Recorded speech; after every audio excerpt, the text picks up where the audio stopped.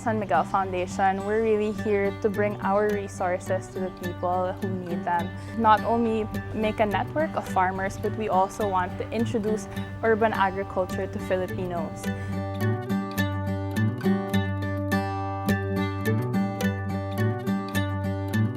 My name is Clara Cabrera. I work for San Miguel Foundation and I'm a program assistant. As with all communities and organizations, it was a learning curve for us and it was a lot of uncertainty with how to move forward with projects. Our initial reaction as an organization was really to look at what was the most pressing needs for the time. And as we know, there was a lot of issues with healthcare and with hunger as well, and also with our Filipino farmers, we're very much struggling. The first thing that we needed to do was to support our healthcare workers, and so we gave PPEs, medical equipment. And after that, we looked at what were the other needs that needed to be addressed. And one was hunger, as we mentioned, so we donated a lot towards that. And another would be the struggle of the Filipino farmers who lost a lot of market and who lost transportation because of how we shut down. What inspired us was really Sir Ramon Ang coming from the top of San Miguel Corporation. We were empowered by him and his words that people were the most important.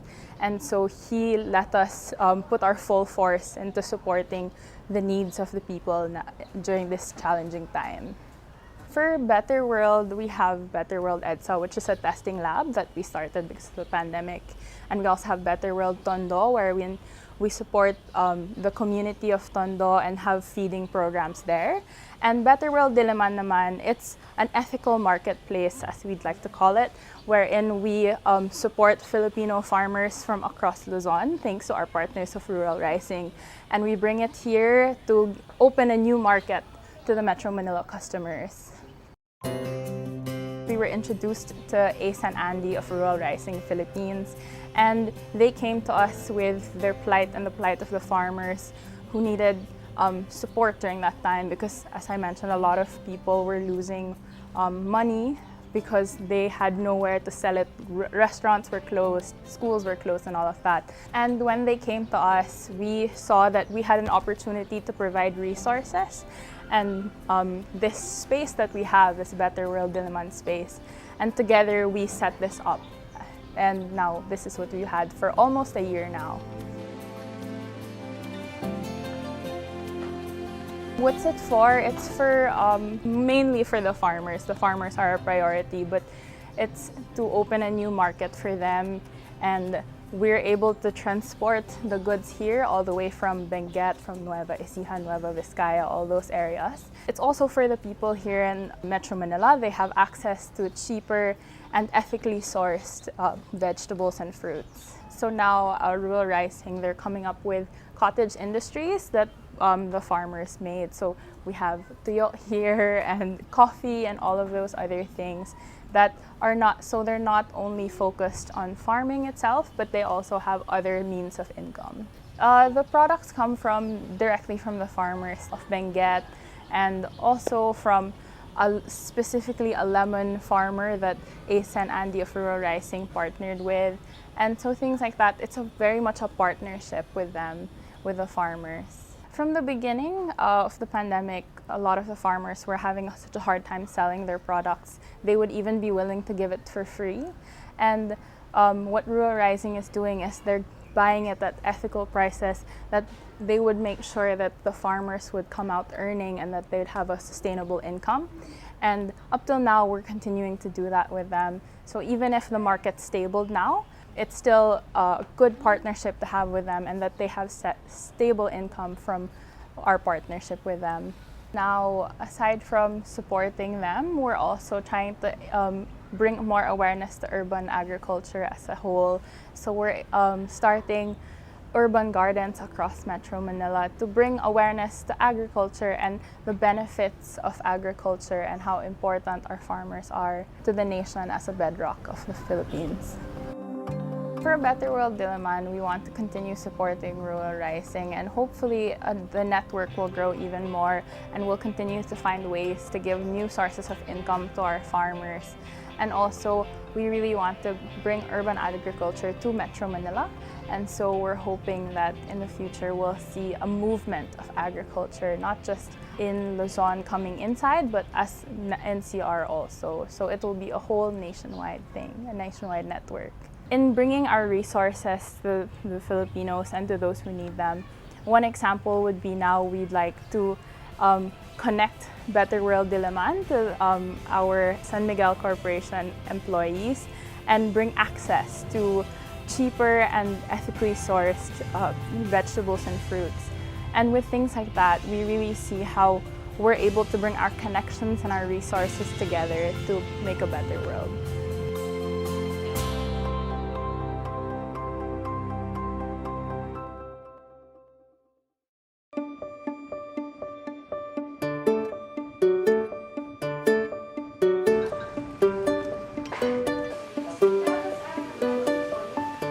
There's nothing really unique about what we're doing. Every day merong bagong kukuha ng gulay. It means na ang distribution channels are dumadami. We have to really stick to our narrative. Kung ito yung gusto naming tulungan, the farmers, the consumers, we just have to be really active and seeing how the problem really is.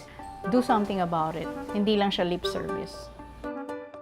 My name is Ace Estrada. I'm the co-founder of Rural Rising. And beside me is my wife, Andy, my co-founder. It's not so much an organization, but a movement. So we're a group of 10,000 people who've gathered together on Facebook to do a bit of good in the world. That's how we best describe ourselves. In April last year, 2020, there was a post that he wrote on Facebook and it went viral. It's about the vegetables being thrown kasi hindi nabebenta because of mobility restrictions. Hindi makalabas ang produkto, hindi rin makapasok ang bumibili. From Baguio, we got a call or request na dalhin yung produce sa baba. And that's how we started. And we loaded trucks.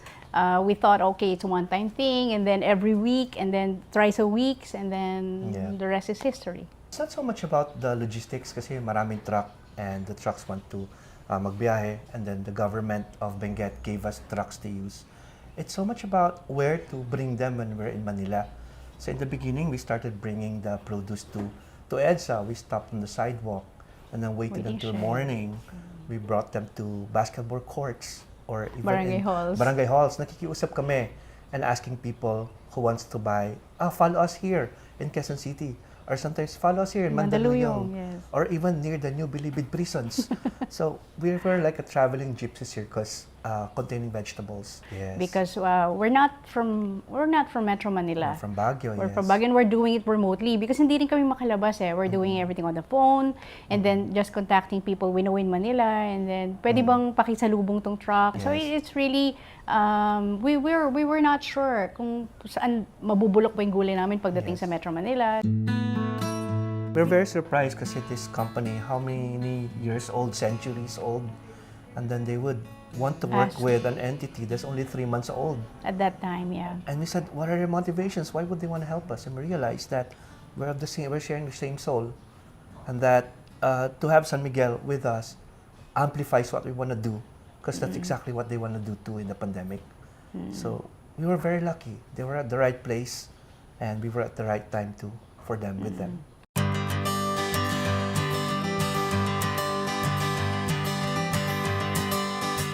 Welcome everybody sa Rural Rising, Philippines. Nandito kayo sa bahay ng Ruray, but also we call it the Better World Diliman. Okay, first I'd like to show you na meron kami mga products na coffee coming from Kabayan Benguet, Kasibo, Nueva Vizcaya. So talagang these are locally sourced, no? Na coffee. Ayan, meron na silang mga commercial presentation like pouch. And very proud kami kasi itong coffee na to, these are manually processed. Hindi sila gumagamit ng makina, talagang nagpapatuyo sa araw, yung mga ganyan. And very proud to show you na ang mga vegetables namin are locally sourced talaga. Like this one is our native bawang galing Pangasinan. And then kamatis from, I think these are from Ifugao. And then local sibuyas din, ganyan. And cauliflower na very proud akong kunin kasi these are really organic and galing siya sa Mountain Province. We have bigas. You know, actually, we're trying to encourage our farmers na mag-shift from white rice to pigmented rice. So we're supporting the sales and marketing of ayan, Balita Now, red rice. And specifically, meron akong super proud na product na sana lahat tayo kumakain ito because very, very healthy. Ito yung tinatawag na adlay rice. Yan.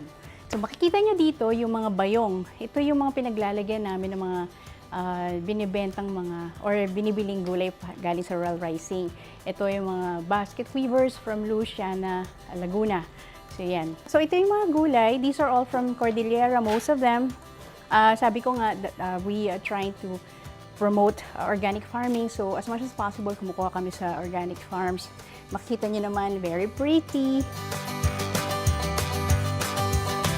Tapos, we also have finished products. Yung mga farmers kasi sometimes, hindi naman natin lahat na bebenta. So, we're encouraging them to make byproducts sa mga hina-harvest or inaani. So, we support yung mga sardines coming from Zamboanga del Norte or Dipolog City. And this is bangus from Pangasinan, Dagupan. And very proud din kami dito sa Dumagat Honey kasi ito yung mga sinusource na honey ng Dumagat communities from Aurora. Gumagawa rin sila ng banana vinegar. Hygienic naman ang proseso, pero syempre, mas maganda kung may facility sila. We are supporting really yung healthy eating, kaya we're encouraging everybody to eat probiotic eggs. Ito yung mga eggs na walang ini-inject na antibiotics. And then, meron kami parang baby project, meron kami duck farm sa mga sinusuportahan namin communities. Gumagawa kami ng salted eggs na walang chemicals or anything or color.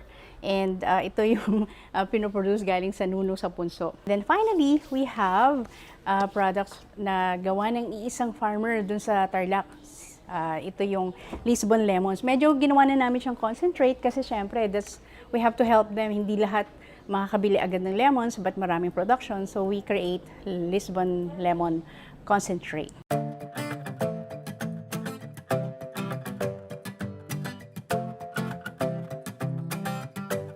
Very supportive actually. Every time meron kaming mga parang hall sa, let's say, Aurora or Benlonan or basta meron kaming challenges na kailangan kunin.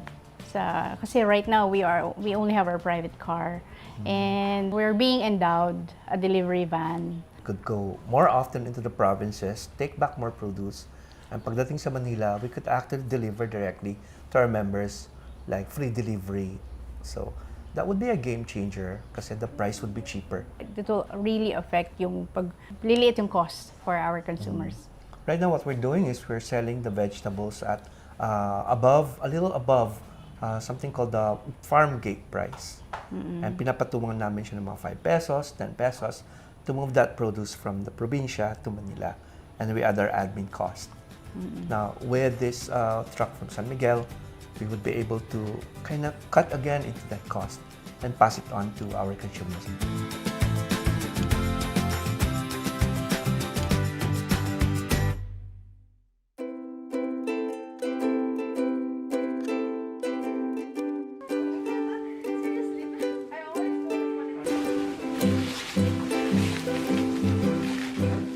I think ngayon, there are a lot more people who are into healthy eating ngayon, especially with the threat of COVID, no? Yes. So talagang gusto na ngayon ng mga tao ngayon, natural, fresh, and home-cooked. Yun ang nakita naming trend. And kumusta ang reception? Very good. If they look at our page, para siyang cooking page eh. Oo. So people are sharing their menus, Yes. their pictures of food. And people are buying, especially if they know that we really are getting it from the farmers. And we do that. We introduce them to the communities we're helping. We're actually holding the actual vegetables that we're gonna bring to Manila. And katabi namin yung mga farmers. Si Mang Pedro, siyang gumagawa ng ating mga organic. And people really connect to the fact that the farmers have faces, they have names, they have stories, they're real.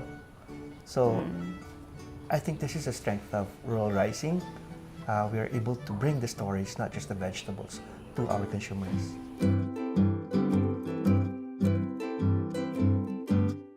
Individually, we're working with 4 communities now, 4 barangays. Yes. But in Batangas, we have about 20 barangays. 20, yes. Per head, siguro mga 300 individual farmers. That's Mga about ganon, right. yeah. That's about right.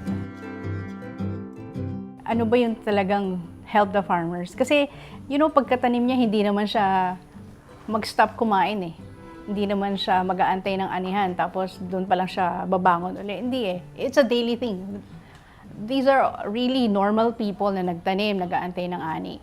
Help the farmers means also empowering them in other ways. For example, giving them access to, let's say, livelihood na maliliit. These are all the concepts that we're trying to see kung paano natin matutulungan yung buong community na hindi lang doon sa tanim. Meron din silang normal na buhay eh. So when we go to communities, we make it a point na rather than just simply buying produce from them, may regalo kami for them. Mga groceries, saka mga clothes, equipment. Computers. So that's one.